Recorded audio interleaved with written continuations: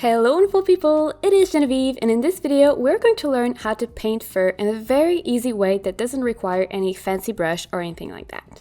And this video is part of a digital art course that is designed as a month-long YouTube series, so it is totally free. And you can definitely choose to simply watch this one specific video if all you want is to learn how to draw fur. But you can take on the challenge of improving your art skills by drawing along with the community every day.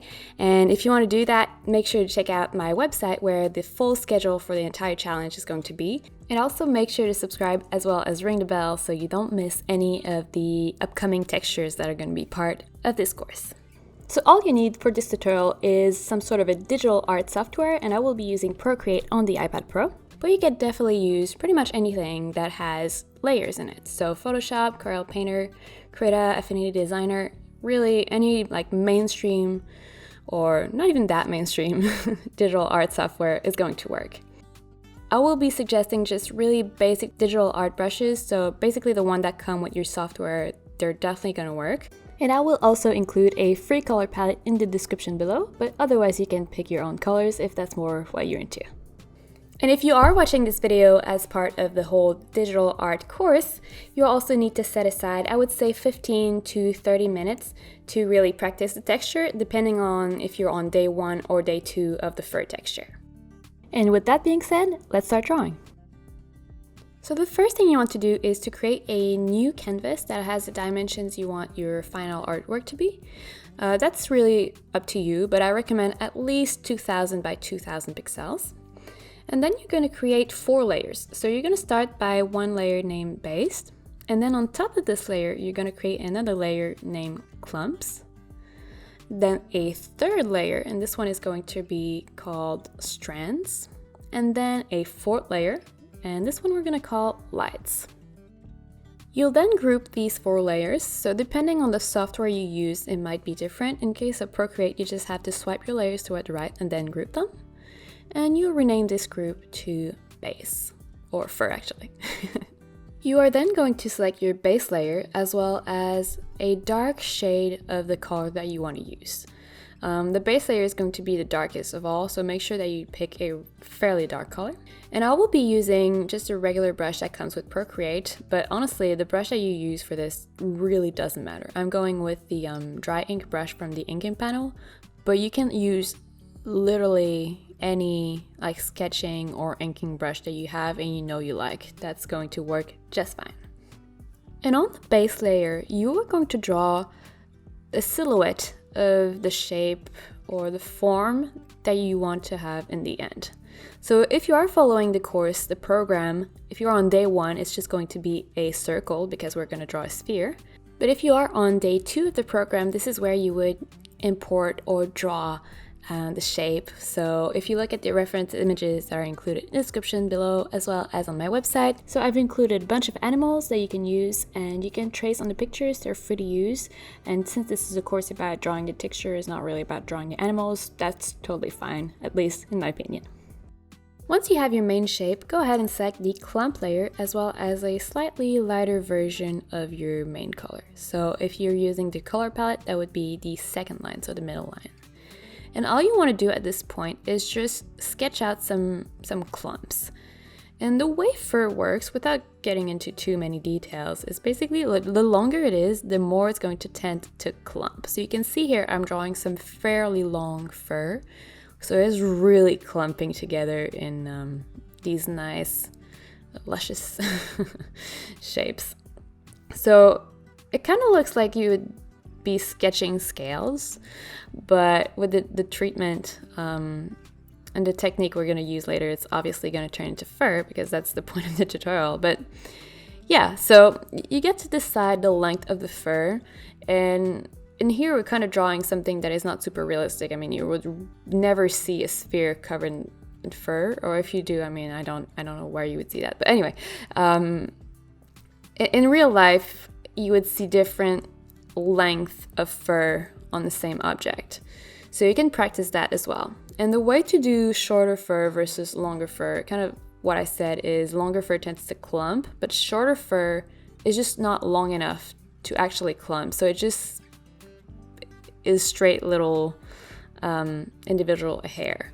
So what you would do for that is you would just not clump. You would pretty much just mark layers of fur instead of the individual clumps. When you have your main clumps sketched out, all you have to do, it's really easy, and I mean it's a bit tedious, but believe me, that's the longest part of the whole tutorial, but it's really easy. It's just you have to sketch out the main strands of the fur. And there's really no rule about it. There are a few tricks, however, that I found really help with the final result. The first one is to follow the clumps, but not too much. If you really follow clumps too loosely, it's gonna look a bit like unrealistic. Not just a bit, it's gonna look really unrealistic. So you do want to have this kind of idea that there are clumps on your shape, but you don't want it to look like, you know, the 90s where guys were using too much gel in their hair, which is like spikes on their head. You don't want that on your shape. You really don't. So just use your judgment and try to find a good in between. The other tip that I would definitely give you is to try and leave some space at the top of the clump. So make sure you look at the example so you know what I'm saying. But basically, the clumps are gonna cast a shadow. So the clumps on the top basically are gonna cast a shadow on the clumps on the bottom. And if you already start to give the idea this shadow, is really gonna help with the end result. And also you're just gonna have to spend way less time on your fur. So as you can see here, I am filling out the clumps starting from the bottom, and I kind of leave a little space at the top. And that already gives a whole lot of dimension, and it just feels almost already three-dimensional. So definitely try to do that. It's going to save you time in this step, but definitely a lot of time in the upcoming steps as well. Another thing that's really going to help with the end result and saving you time is blending a little bit of these strokes. So use the smudge tool. In most digital art software, there's a smudge tool that is with the icon of a finger. So just find that in your software. And I like to use a smudge tool that has a little bit of texture to it, but that's just personal preference. And you're going to blend in this kind of top space that we left at the top of every single clump. And as you can see, this just helps soften the fur and makes it look more like fur and less like, I don't know, hay or something. Once you have all your clumps and they're all nicely blended and soft and smooth, go ahead and open your layer panel again and select the strands layer. You're then going to go back to your base color, so the darkest color in the color palette, or just the dark color that you chose at first. And in this step, we're kind of reinforcing the shadows that we created by leaving a space on the clump layer, as well as breaking up the clumps even more. So this time you're going to focus on drawing little hair that start from the top of the clumps and don't quite reach the bottom, but also go in funky directions. So you don't want them to follow the clumps perfectly, you just want them to just be a bit of a, like, you know, rebels. So that's not necessarily the one step in which we're going to totally break the clumps. That's going to be the next one, but you kind of want to hint at that breaking of the clumps already.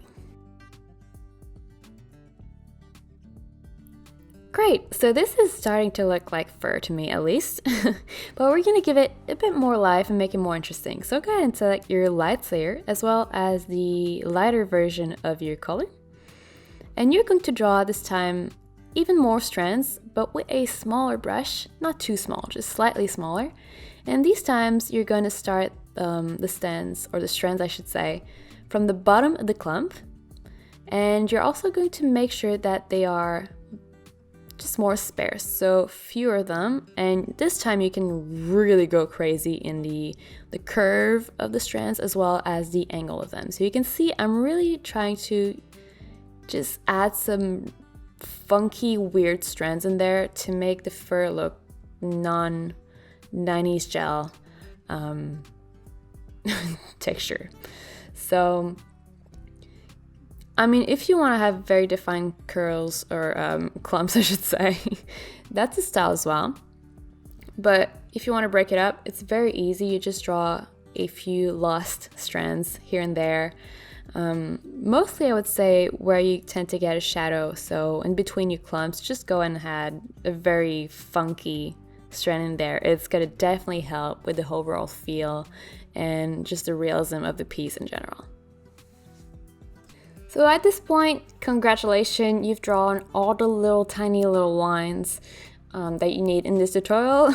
We're done with this. We're just going to add a little bit more dimension to our piece, because right now it looks like a very flat fur circle, which is not what we want. And to do that, go ahead and duplicate your layer group just to have a safety copy, and then you're going to merge the top one. So depending on the software, it's going to be different. In Procreate, just flatten the group. In Photoshop, I know, for example, it's merge group, but basically you just want to combine the group and just create one layer. You are then going to create a layer on top of this new layer that you created, and you're going to apply it as a clipping mask. And what a clipping mask does is basically everything you're going to draw on this specific layer is going to stay within the shape of the layer that is below it. So long story short, it's just going to save us a lot of time, because you'll be able to draw your strokes without having to worry about them going all over the place outside of your fur. It's just going to already stay on your shape. So anyway, rename this new layer to main shadow and set the blending mode to linear burn. And you're also going to want to lower the opacity somewhere around 90%. We're going to tweak that later, but just start with that. You're then going to create another layer on top of this new one. You're also going to apply it as a clipping mask, and this one you're going to rename it to just shadows. You're going to set the blending mode to multiply, and you're going to lower the opacity of this one around 75%. Again, we're going to tweak it later. You're going to create another layer. This one also is a clipping mask, and you're going to rename this one to highlights. You're then going to change the blending mode to add and lower the opacity around 50%, something like that. Once more, we're going to change it later, so don't fret. And going back to your main shadow layer, you're going to pick one of the purple colors here. I'm going with the middle one, and still with the same brush, just a bigger size. You're going to draw some sort of, if you're drawing a sphere at least, you're going to draw some sort of a half moon shape on the bottom right part of your sphere. If you're not drawing a sphere, just think of where the main shadow would be. And you're then going to use your smudge tool again to blend it in, because right now it's a bit of an intense shadow. I mean, you could go with that if you want, that's a look as well, but I prefer blending it in. And if you do blend it in, make sure that you roughly follow the direction of your fur, because since we're using a smudge tool that has some texture to it, you can see a little bit of the streaks and the strokes of that blending tool, which helps even more strengthen this really nice fur texture that you're creating. Once you have your main shadow, go ahead and select the shadows layer, so not the main shadow, just the shadows, as well as a lighter version of your purple. And on this layer, you're just going to want to accentuate the shadows that the clumps would cast on themselves. So the main shadow layer was mostly kind of like the environmental shadow on your form, sorry. This shadow layer is more just tiny little shadows within the form itself. So what the fur creates as shadows as opposed to what the environment creates as shadows.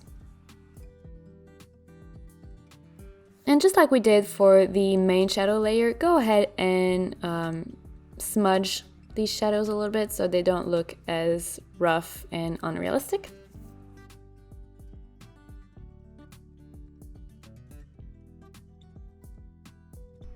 And with that done, it means we're ready to move on to the last step, which is probably the most exciting, the highlights. So go ahead and select your highlight layer as well as one of the yellow banana type of colors. And all you're doing at this step is you're reinforcing the highlights as the name of the layer says. And the way to do that is you're kind of going over some of the lighter parts of your fur, but instead of drawing really long strands, you're just focusing on the middle part of the strands in your clump. So if that didn't make a whole lot of sense to you, make sure you look at the example because I think it's going to be super clear with that. But yeah, so instead of drawing the entire length of the clump, just like one little section and highlight it that way. And you don't want to cover your entire sphere or your entire animal with that. It's just for the main part where a lot of light hits. And it's really easy to go overboard with this step because it looks so good, but less is more, believe me. So make sure you choose just a few clumps, and you'll see later in the video I actually erased some that I did because I got carried away. So don't do like me, do like I said, not like I do. But yeah, just focus on a few clumps, highlight just a little bit of it, a tiny section. And also make sure that the opacity you adjust at the end, because as you can see here, it looks good, but it looks a bit too intense and very unrealistic. So make sure that you play with the opacity of the layer until you get something that blends in really, really, really well. And honestly, with that, you already know how to draw fur. Like, that was it. It's not complicated. You just need to have the right steps, do them in the right order, and take your time to understand the direction of the fur, the length of the fur, and like, you're good to go. It's not fancy. You don't need any specific brush for that. You just need your hand, a pencil, and that's it. One last cool little tip that I will give you, and that's especially if you're on day 2 of drawing fur, so if you're drawing like an animal, for example, you're rarely gonna see an animal that has the same color fur all over. I mean, that's not a thing. So instead of trying to switch colors all the time while you're drawing all your layers and all your strands and everything, what you can do is just create a layer on top of everything. So once you're done with your highlights and everything, rename it to colors, set it as a clipping mask, and change the blending mode to color. You can then pick literally any color that you want and whatever you're going to paint on this layer. So you can see here I'm just painting over a few clumps. It's going to change the color of everything below the color layer. So that way you can, for example, in the thumbnail video, or the thumbnail of the video, and earlier in the video you saw that I was drawing my bunny for day 2, or my rabbit, Mr. Rabbit. And his belly is fully white and parts of his ears are gray, and it's just a bunch of different colors. And that's kind of how I added the color variation in a very easy way, instead of just worrying about changing the color and keeping it coherent throughout all the other layers. You can really quickly change the color of some sections just by adding the color layer on top of everything at the end. So there you go. This was how to draw fur on any digital software. If you enjoyed this video, make sure to give it a thumbs up because it really does help the channel. And if you want to check out the rest of the digital art course, make sure to go and follow the link that will be in the description below. And if you are following the program, make sure to come back to this video for day 2, where you're going to draw, like we said in explanations earlier, an animal. So day 1 is a sphere, and then day 2 you come back, you watch the video again, you use the same technique, but you draw in context. And also don't forget to subscribe because I put out new videos every week, especially during the month of January. We're going to cover a bunch of different textures in the same type of format. So if you enjoyed this video, again, don't forget to subscribe, and I will see you very soon.